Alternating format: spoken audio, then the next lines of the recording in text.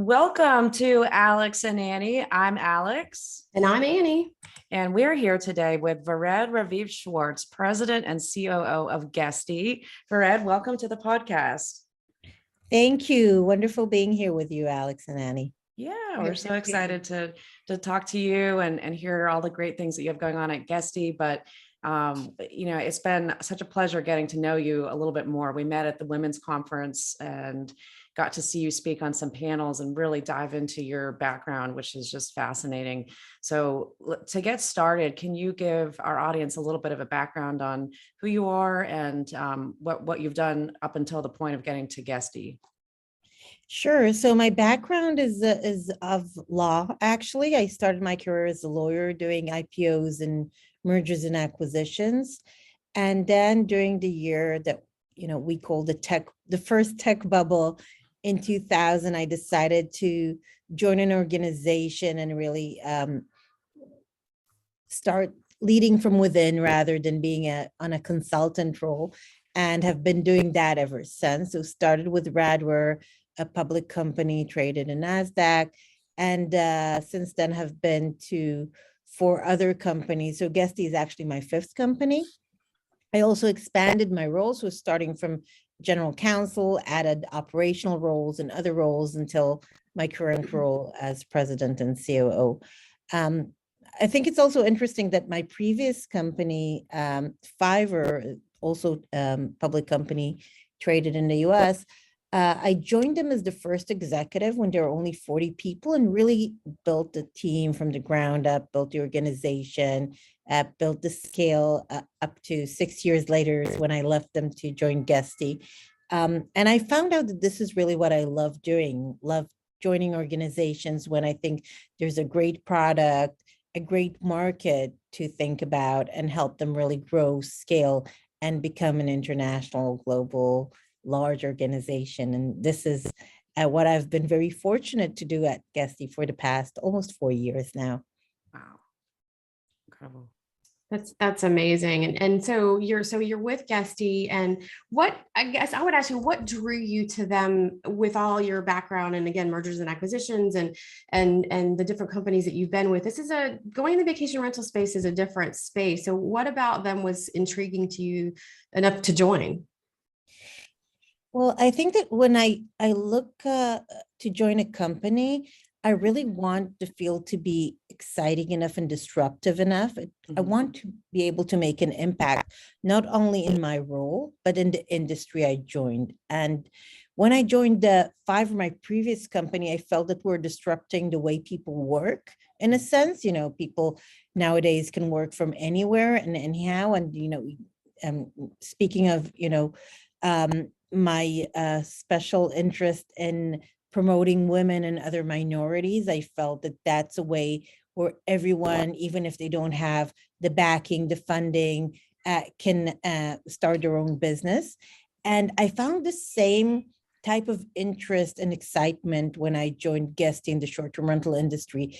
It's again an industry of entrepreneurs, of self-made men and women that had the passion for something and could start their own business by providing an elevated guest experience, by innovating in the way they treat the field of hospitality. And I was really drawn into that entrepreneurial spirit and how we are disrupting the way people live and travel. Basically, if you think about it, short-term rentals is far broader than just hospitality, especially nowadays when people change their way of living and can really work from anywhere, live from anywhere, move from one place to the other, and use the short-term rental industry as a way to promote that new way of living. So I found all that extremely exciting. Yeah, that's interesting. The 2 different companies, how they actually are quite similar in a way, that's an interesting background. And I can see why Guesty would be drawn to you to bring you on as president. But Annie and I just used Fiverr when we started the podcast to record our intro and outro, and we got, the voice talent and the music. And it was a great experience. I'd never used it before, but it's amazing when you see these different options that people have now. It's so much has happened in the last year because of the pandemic, of allowing people to be able to be more flexible with where they live and work. And I think Fiverr is definitely one of those elements of that's enabled, this shift in travel, the shift in lifestyle that we're seeing that affects us on the property management side. And the people that we're having that want to come and stay long term, and they want to stay for a few months. I mean, it's amazing to see how everything kind of is cascaded down, but really interesting. Very interesting. So I think that one of the things that we talked about was, again, meeting you at the women's conference, and we kind of dove into women in the industry and elevating women in the industry. And so you mentioned in the onset here that you wanted to help elevate women in the industry. So are you doing anything currently? Are you participating in any programs maybe within Europe or within the US that are focused on that, on women in tech maybe, or women in vacation rentals? Both. I joined Thrive as a mentor that is focused on women in travel. Previously, I mainly focused on women in tech. There is a forum called the Women Founders Forum that was actually founded in Israel that is kind of an accelerator for women entrepreneurs. So we take women when they're in the first stages of building their company and really help them think about the business, about the strategy, about growing the organization, about funding, about a lot of management issues that come along in the first stages of the company. I'm happy to say that there are a few women that I've mentored in the early days of their company, and the company has really grown and succeeded and went through several rounds of funding since then. So it's a great feeling to feel that you were there for women in the beginning of their career. I also volunteer in a lot of organizations for women in terms of advancing their careers, Pro Women and She Works and other organizations that there's a Google Campus for Moms that was created to help young women that started a family and want to make sure that they don't lose touch with work and, think about the next phases of their career. All those organizations are organizations that I'm involved in or was involved in, and always happy to contribute in general to young or older women that come to me with questions. A lot of times I get, just requests from women in the industry to consult and to ask questions about their next steps, about their company's next steps. And I can't say I don't help men, okay? Men in the industry as well. But I really try to give priority to women because I think that they have less of the resources and the context to help them. And if I can be such a resource, I think it's my obligation to do so. Yeah, Right. I think that's great. And I think we talked about it, and Alex and I talked about it, kind of several of our guests, is that we had a lot of men along the way that mentored us, and not necessarily that there weren't any women that mentored us, but we just had more men. And I think that women weren't stepping into that role of being mentors because they were fighting their own battles to kind of crawl up that ladder, if you will. And you mentioned being a part of the Thrive, Women in Travel. Excuse me. I was part of that in the beginning too. Several of my previous coworkers from Expedia launched that, and they had asked me to be involved. And the timing of it was perfect. Obviously, we had a lot of free time on our hands with how COVID happened. But the thing that was really glaring, or not glaring, it was eye-opening to me, is that how disproportionately women were affected by COVID. And that, I think it was just in vacation rental, 60% of the people that work in the industry are women. And they were the ones that were leaving in droves because, again, they were having to be caretakers and educators and moms and leaving their businesses. And some have not come back to the industry. And so we've lost a lot of really, really smart minds, a lot of really talented people, not just to COVID, but just the impacts of COVID along the way. So I am so glad that you're involved in organizations like that. It's really important that all of us can participate wherever we can. Yeah, and you bring a good point that I think that all of us, when we're young, we have our own battles, right? And I think that only in I'd say the past like 10 years have I also made a point of helping the younger generation, because I used to be that, woman juggling a lot of stuff around and fighting for my place. And I remember the exact date actually where I chose to be more involved and do more for other women. And it was in an event of an investor that invited C-suite executives for a portfolio meeting, and there were about 50 people in the room, and I was the only woman. Wow. Okay, like 50 Wow. people with me being the only woman. And I looked around and I said, this is just, this is not right. This Yeah. is something that we need to do something about it. And from that day on, I really decided to write about it, to post about it.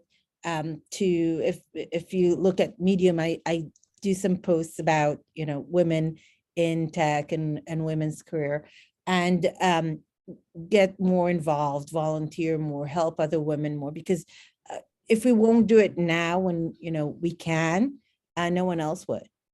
Yeah, and I think I've noticed just this past year at conferences, I mean, so much has changed versus just 2 years ago, probably, when you used to go to these events, that there are definitely more women being on panels. There's more women being involved, being asked to contribute, which is, testament to what's going on. I mean, your Guesty coming to you knowing, I mean, I would imagine, I'm not positive, but did they set out to find a female COO? Was that a criteria for them?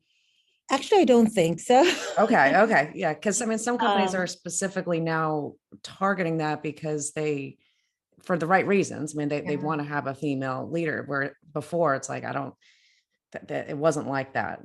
But yeah, Diversity it's within. it's true. yeah, I think there's a lot more focus on diversity, yeah. which is great. By the way, I just have our latest data because we had the 2021 summary, and we have 44% women at Guesty, which Wow. for a tech company is, as Yeah. I'm sure you know, Yeah. way above average. I still, hope for above 50, Yeah. but 44 is not bad. And it's something that I can't say that we try to hire women on purpose. I really believe that if you want to have a diverse team, and if you really are open-minded when you hire and when you interview, and when you allow diverse people to interview, so you have more women interviewing and not just men, the Right. likelihood that you will find yourself with a diverse team is just bigger, right? Yep. Yeah. Yeah. One of the things that they mentioned at the women's conference, and we talked about this in our pre-interview, is that women don't apply for jobs until they feel like they are completely and totally qualified.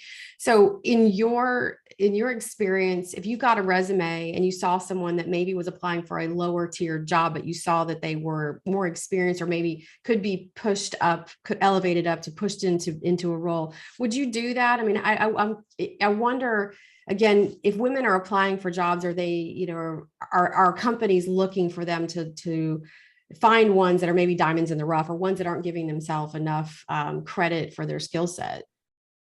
Well, I'll tell you a few things. First of all, I do encourage women to apply for roles, even if they don't meet check every box Yeah. on the job description, because no one does. Usually people don't check all the boxes. Right. And if others are applying and you are not applying, you're losing out. So you just have to put yourself out there and apply to as many positions as you can. In terms of the way I see it, we really believe in giving people a chance, and by sometimes taking people from different backgrounds and different experiences, because diversity is not just gender, right? Diversity is the industry you're coming from, the roles you played in those industries, your life experience, that where did you grow up, and what languages do you speak, and what cultures are you coming from? And having a diverse team elevates the discussions and gives more perspectives and more points of views. And eventually, we believe it brings a better product and a better, type of service to our clients.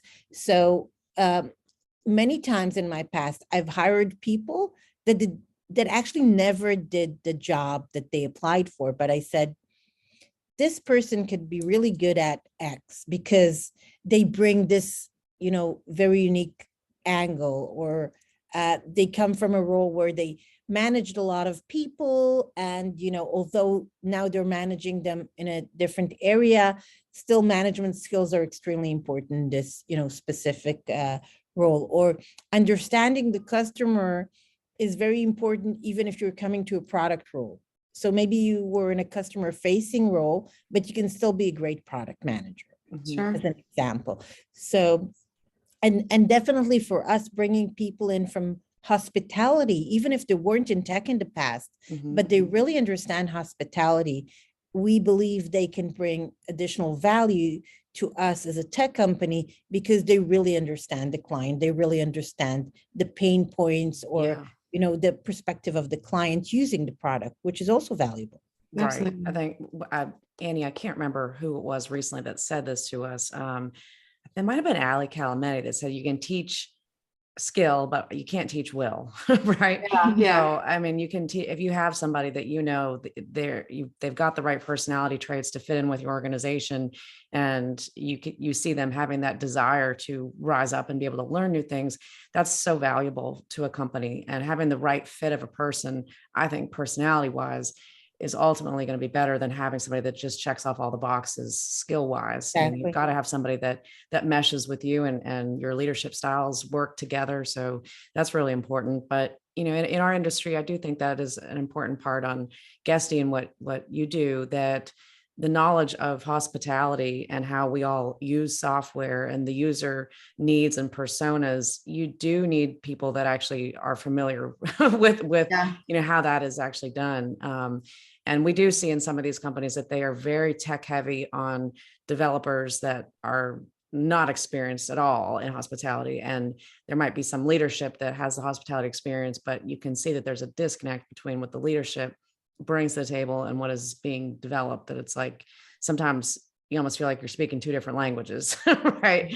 So that's a challenge. But I think, it's Guesty has just been, it seems like it's an overnight success. It's not exactly an overnight success, but it is a fairly quick success. That started in 2014, right? Yeah, and as a property management company. Exactly. So I think the interesting thing is that the company started off as a property management company, seeing the success of Airbnb. That was a very young company back then, much smaller than today. And Amiad Soto, our CEO, and his identical twin brother actually were speaking about the fact that Airbnb is exploding, but the experience of, renting out an apartment is so cumbersome, just doesn't make sense. And then they came up with this idea of a property management that is very, tech focused, or a lot on, automation and streamlining processes. And that's where they started off, applied to Y Combinator with the idea, and it started there in San Francisco.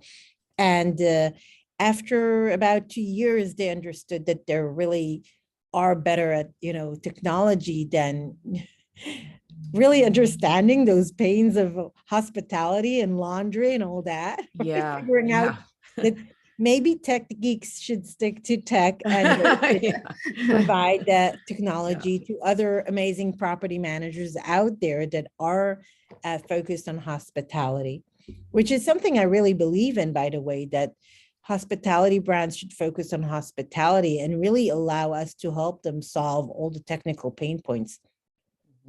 And this is what we've been doing since then, since 2016.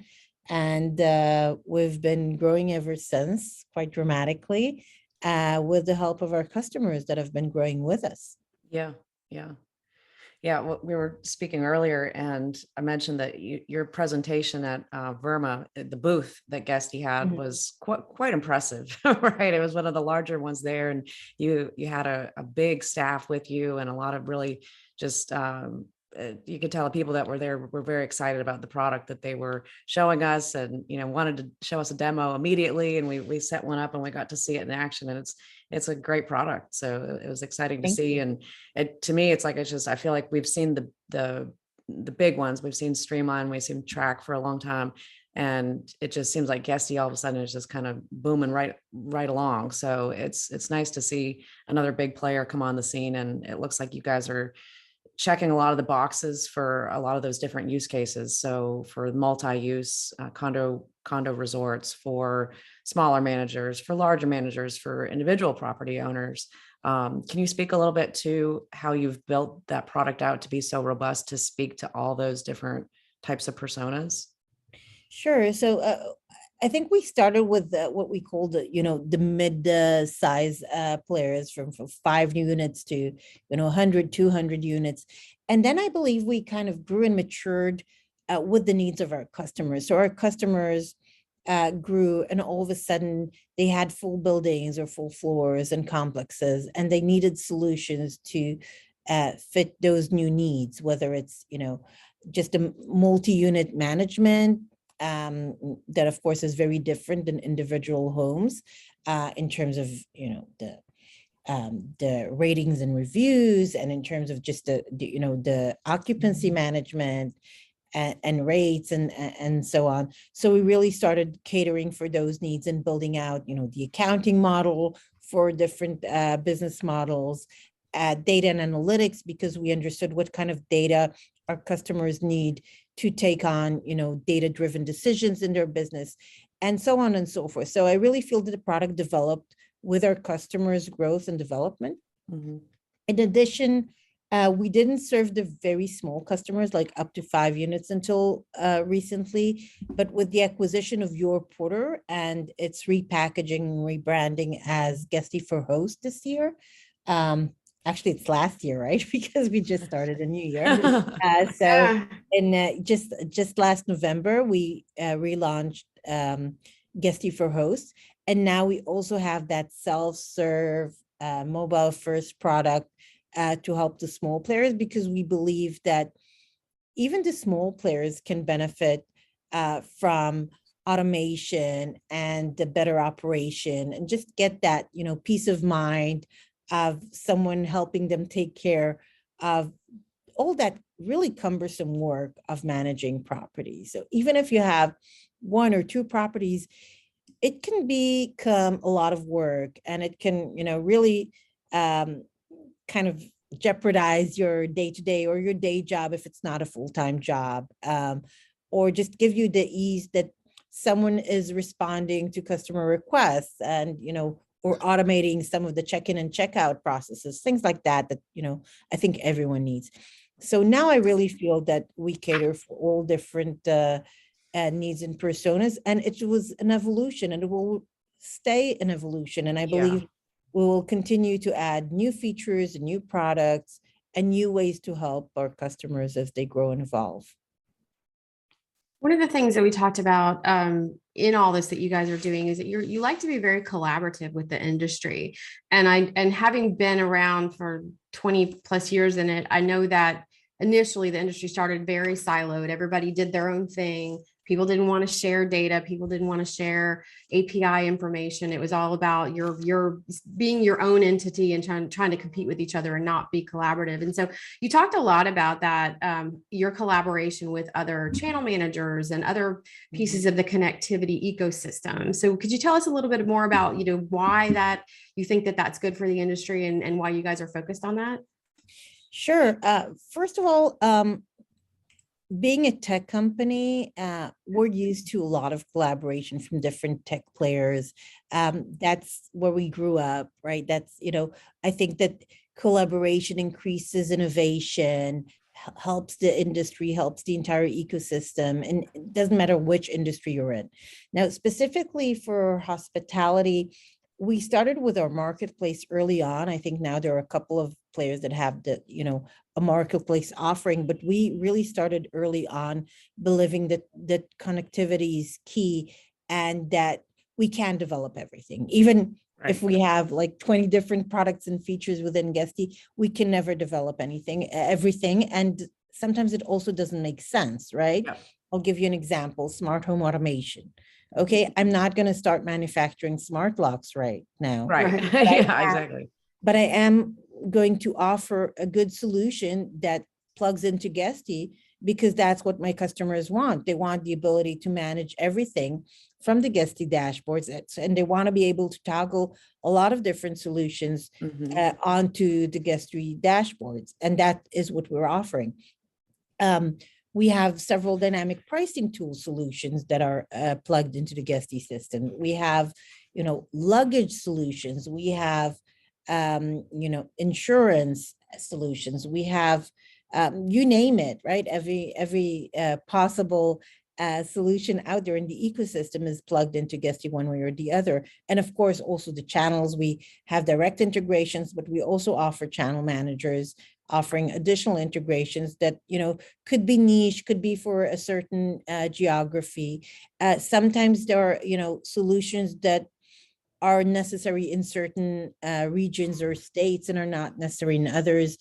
So we can't develop everything, but we can give our customers access to everything. And we also believe in the freedom of choice.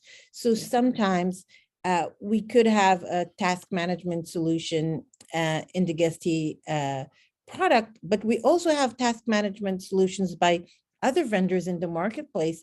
And we really believe that if our customer feels that this is the application that is better for them, they should be able to use it. We shouldn't prevent them from using the best of all worlds if that's what they feel is good for their business. Because a happy customer that feels that the overall offering suits their needs is, the best customer you can get. And if we need to partner with others to provide that experience for our customers, that's what we should do. And that led to a very robust marketplace. Today, we have over 100 partners in the marketplace and a lot of collaboration in the industry, because again, a lot of it could be a win-win. If we help partners in the ecosystem succeed and they help us succeed, Right. and we all help the customer grow their business, Yeah. it's a win for everyone.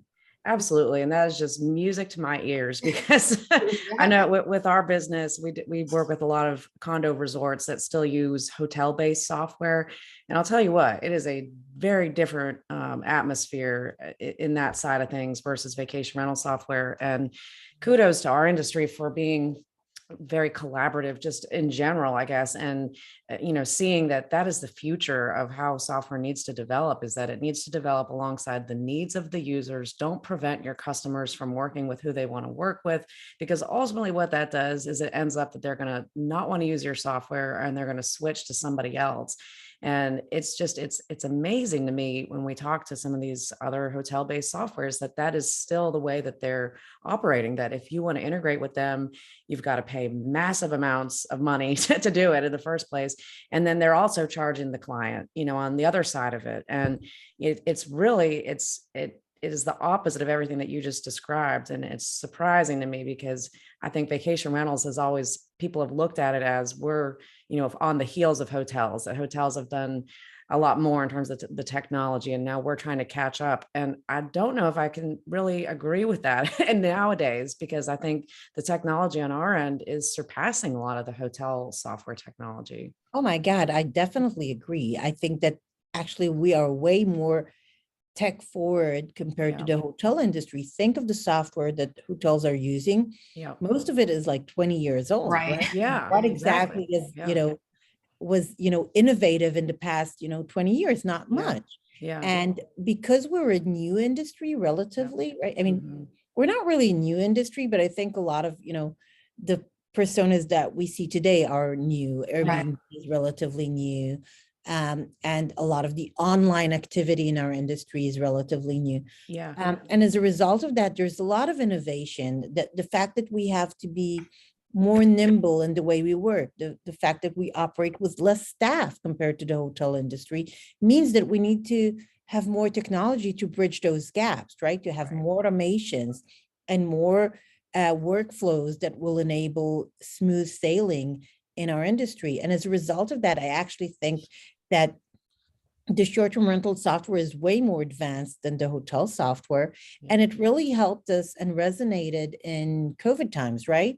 Because all of a sudden, when remote work is everything, even for the hotel and the hospitality industry in general, short-term rentals really shine because they already knew how to work remotely. They already knew how to do remote check-ins and checkouts. They knew how to give that feeling of a contactless, safe stay for customers. And the hotels couldn't really bridge those gaps that quickly. Yeah. I mean, the rubber kind of met the road in the last couple of years there. And I think all things were leading up to the pandemic being, the shining light for vacation rentals, that not only from a product standpoint, but also from a technology standpoint, that the things that had been being built, were really, they were in place at the right time for our industry to capitalize on it. And yeah, it's amazing. Annie and I are going to do some deep dives in the new year on some episodes with what vacation rentals can learn from hotels and vice versa, what hotels can learn from vacation rentals.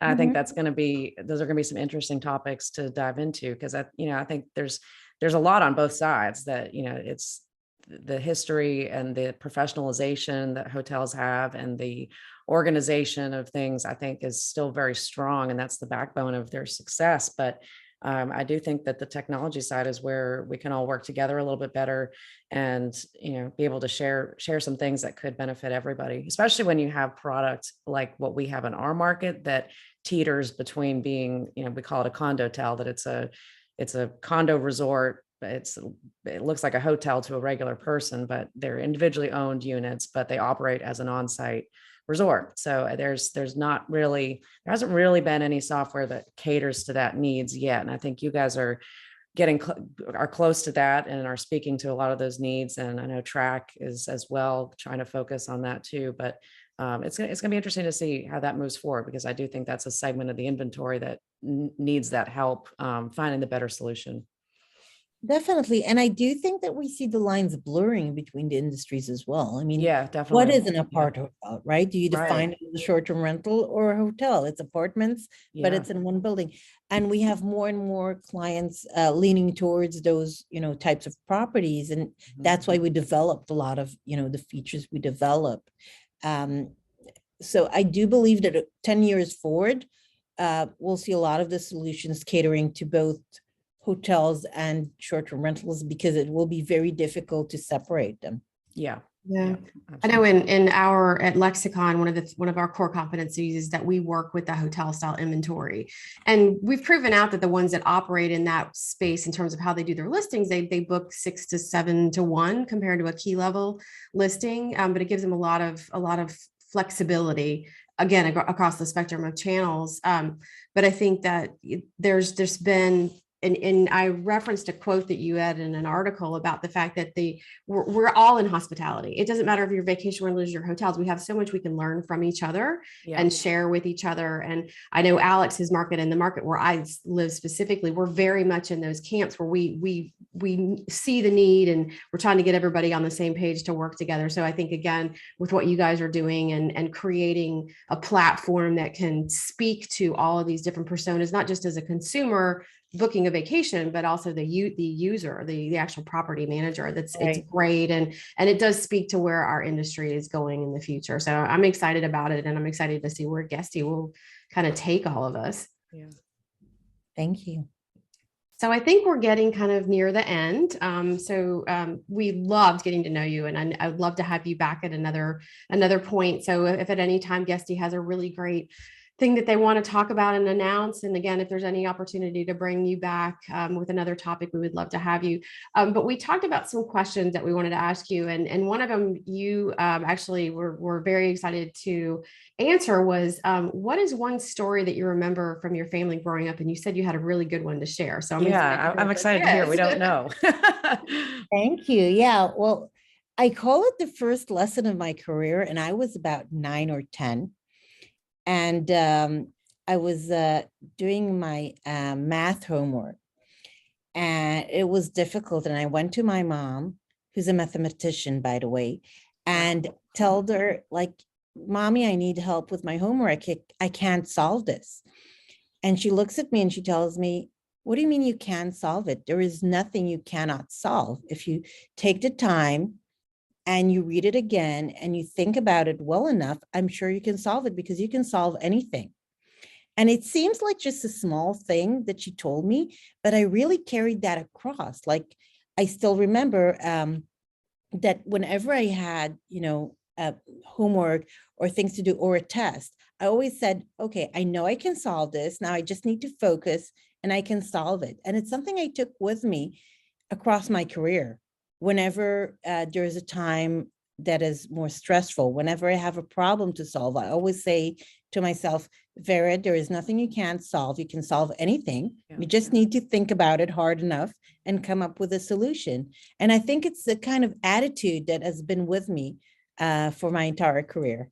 And Yeah. listen, we've been through a global pandemic. And, I took the same approach. I said, Yeah. okay, global pandemic, I'm sure you can solve it. I didn't quite solve the pandemic yet. I'm Well, sorry. It should be Um, solved any day now. Yeah, We're we're getting that's for and I sure. did, Yeah. think that as a businesswoman, I said, okay, it's a tough time. Let's think what we can do. Let's think what we can solve and Right. not just whine about it.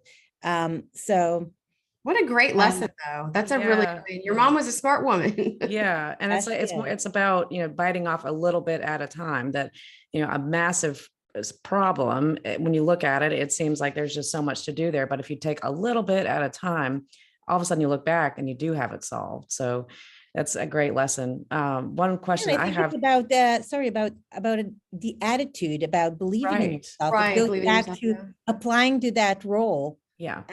And about taking that promotion Yeah. and saying, I can do it. I mean, I know I can solve anything and I can do anything I set my mind to doing. Right. And it's like that quote. I mean, whether you think you can or you can't, you're right. So, Yeah. you've got to, if you believe that you can do it, you can do it. Yeah, everything is solvable, to a certain extent. Pandemic's a little bit outside of that, but we're getting there. Expected, yeah. We're getting there. But I'm curious, Fred, who has been a big mentor for you in your career path? I know you're a mentor for so many others, but I'm curious who has been a mentor to you. Yeah, well, I didn't have one mentor, but I think that all my managers throughout the years, I was very fortunate in that sense to always have managers that believed in me and trusted me. One of them, for example, was the CFO in a previous company of mine. It was called Media Mind. And she's the one that suggested that I take on global operations. And think about it, I was the general counsel. And she said, Vered, I want you to also take on, global operations. And I said to her, well, I don't know. It's not something I've done. And she said, yeah, but can't you really do it? I mean, Yeah. She I'm had sure faith you'll in be you. great at it. Yeah. And I was very quick to be convinced and say yes, but sometimes you need those people to Yeah. believe in you and to give you the opportunity. Just like I try today to give opportunities to people that haven't quite done what I'm asking them to do, but I believe that they have the ability to do it. Yeah. Well, Yeah, we're in such a time that, I mean, so much is still being developed right in front of our eyes, that there's a lot that not a lot of people aren't going to know how to do a certain thing because it's still something that is being written into the future. Right. And Yeah. I remember when I started at Condo World, I was 23 years old at the time, and I was hired. My title then was director of marketing.